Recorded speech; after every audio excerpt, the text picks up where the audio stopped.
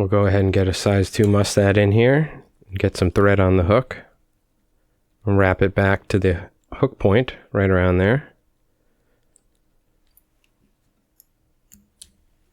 Now we'll go ahead and take a Marabou quill. I'm just going to strip the feathers off the quill so we have this nice Marabou.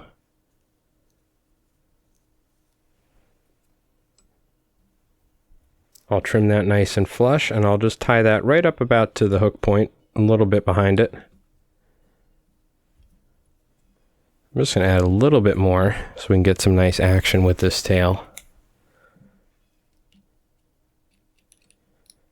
Marabou compresses quite a lot when you strip it in the water. We're going to be pausing this fly a lot, but with these cinderworm flies.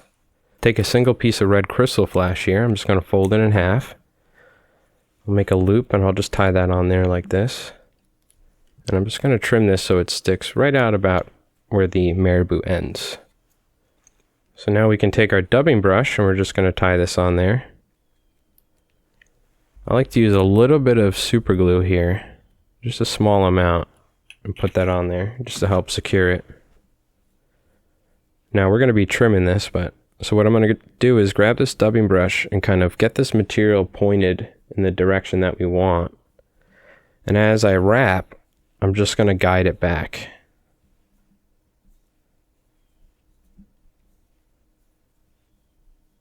Just like this.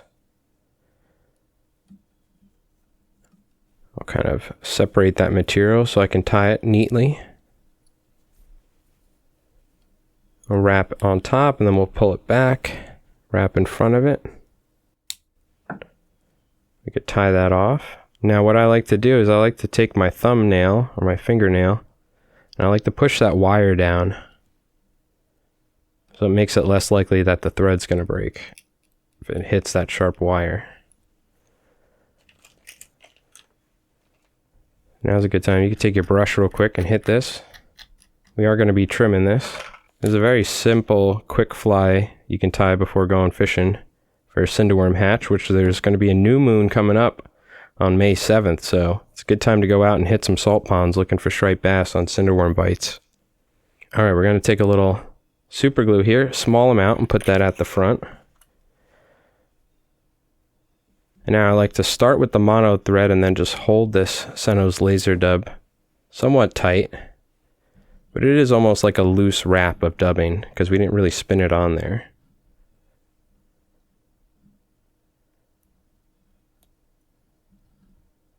There we go. And all I'm going to do is wrap in front here.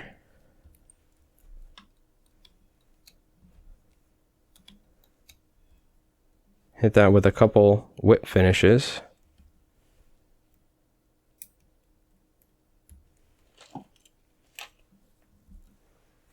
I'll take a little bit of head cement. Try not to get it on the material itself, just the thread.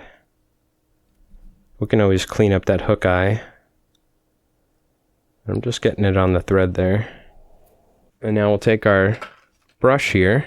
We're just going to brush this, including hitting that Senyo's laser dub, just to rough it up a little bit to give it a nice worm look. To give it a nice buggy look. Alright, so now what we can do is we can trim the fly.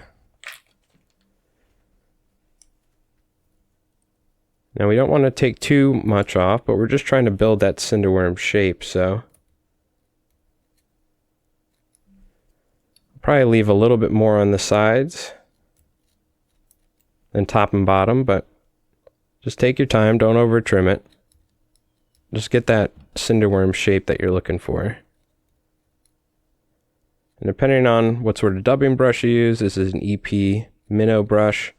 It may compress underwater, so we're just getting a nice rough worm shape.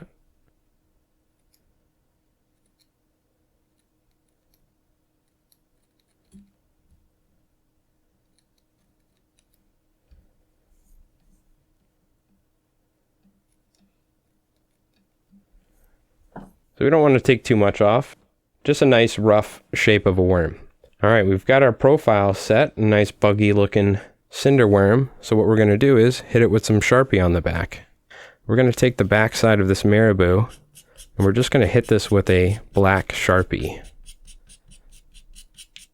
See a lot of worm species. Now cinder worms are, people say cinder worms for pretty much every worm hatch nowadays, but there are multiple worm species that hatch in these estuaries.